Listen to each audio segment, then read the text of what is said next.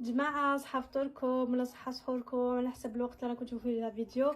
حبيت نبارطاجي معكم واش عندي زياره واش جاني اليوم في الدار. اليوم 21 تاع رمضان، اول يوم راح ناكل فيه الزلابيه. نعم، زلابيه جزائريه في امريكا. اكيد راح تسالوا تقولوا لي حياه مين هذه الزلابيه، من هذه الزلابيه؟ اوكي دوك نقول لكم. بون مازال ما ذقتهاش باسكو مازال ما فطرناش، راهي 6:30، مازال تقريبا 45 دقيقه على الفطور. حبيت نصور لكم بارطاجي معكم باش تشوفوا.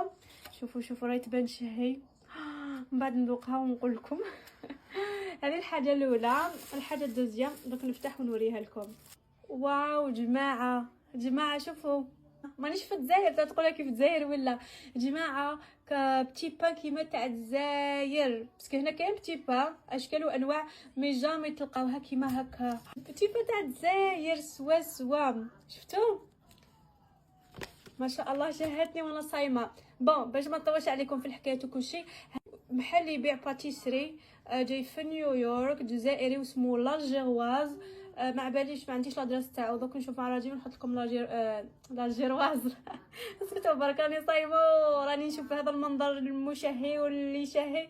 اسكتوا برك. قلت لكم جاي في نيويورك في بروكلين، مي ما عنديش لادريس اكزاكت. شوفوا مازال وحده هذه فتحتها لوليدي ما كلاهاش.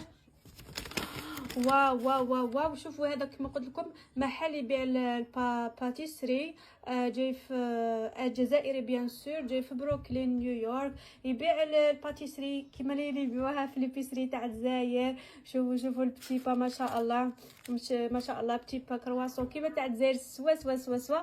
قلت لكم بلي كاينه هنا بتي با بصح ما عندهاش لا علاقه بالشكل والذوق تاع كيما هذه تاع الجزائر. عنده كلش، عنده شويه حلويات تقليديه. مالوغوزمون ما لقيناش قلب اللوز، مالوغوزمون ما كاينش قلب اللوز. دونك هذا واش كان كاين، هذا واش جاب لي. انا حاستهم يشهوا. وقيلا لي ما نفطر عليهم.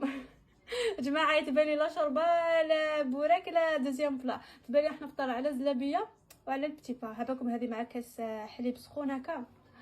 اسكتوا برك. شايتكم في الجنه جماعه اللي راهم في نيويورك، قرب نيويورك، روحوا تاكلوا الباتيسري تاع الجزائر.